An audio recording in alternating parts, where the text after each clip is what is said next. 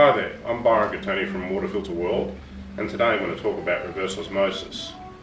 The reason that I want to talk about reverse osmosis is because recently we've been getting basically nationally a lot of inquiries on removal of contaminants such as fluoride, alum sulfate, and many other soluble metals including copper. And it's very important to understand that only reverse osmosis can safely and effectively remove these sort of contaminants. And the reason I say that, there's quite a few companies out there that are now talking about alumina-based cartridges. KDF is another type of cartridge.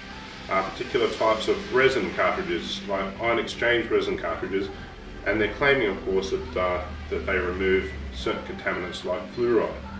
Now, the truth of the matter is that, for example, resin filters, KDF filters, and aluminum filters do remove most of the fluoride from the water, as well as other contaminants. But for example, with alum-based cartridges, they also release some alum back into the water, which is a bit of an issue.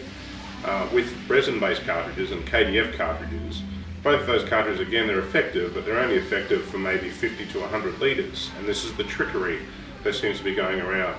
To effectively remove these sort of contaminants, you need a reverse osmosis system which has a semi-purable membrane. What this membrane does is it separates all the minerals and salts from the body of the water, as well as your contaminants and whatnot. So you have a storage tank like this, which has all the good purified water in it, and your wastewater goes out the back of the system and out a waste pipe like this, which hooks up directly around your waistline underneath the sink. Now, there's many different types of reverse osmosis systems on the market, but the most important thing is, and these are the most important things really that you've got to look for. The storage tank would be probably one of the most important parts of the system when it comes to quality when choosing your reverse osmosis system. We only use the best storage tanks possible, which are patented in many countries.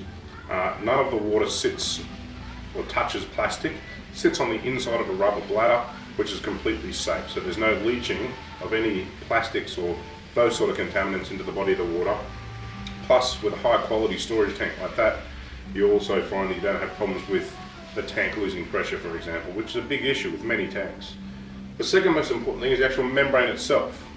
Now, with the membranes, there's many different types, and more recently there's been a lot of Chinese and Taiwanese membranes come onto the market. They work well, but they only last for maybe 12 months to 18 months. And of course, what happens, they decrease in performance rather rapidly. The sort of membranes that we use are either Korean or American membranes. We found that at the moment, the Korean membranes are probably some of the best on the market. So that's what we normally recommend. That's normally what's included in our systems.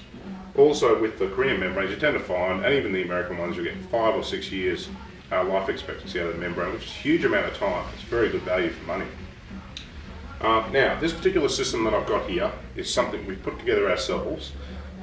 The reason that we've done that is we normally buy our reverse osmosis systems packaged like most of the other companies, but we found that they're just charging too much for them now, and basically what I want to be able to do is offer the best priced, best quality reverse osmosis system on the Australian market, and I believe this is it. You've got your best quality tank that you can possibly get, your best quality membrane. We use the highest grade carbon filter second in line to protect the membrane or to aid in protecting the membrane. Also the highest quality post-carbon filter, so you don't have any issues with taste. So what happens, the water travels into a dirt filter first, takes out dirt, dust and rust, then into a carbon filter. A good quality one will reduce the load of some metals on the membrane. From the carbon filter, the water travels onto the inside of the membrane. The membrane removes all your other contaminants, and then the water travels directly to the tank. Now, a lot of companies don't offer this fourth stage. The fourth stage cartridge is specifically for taste. You tend to find that you get dead water or funny tasting water sometimes if you leave it in there for several days without drinking it. So when you turn your tap on, the water travels back up from the system through the final taste and odour filter and then directly out to the tap. Now, at the moment we're offering this system at $4.95.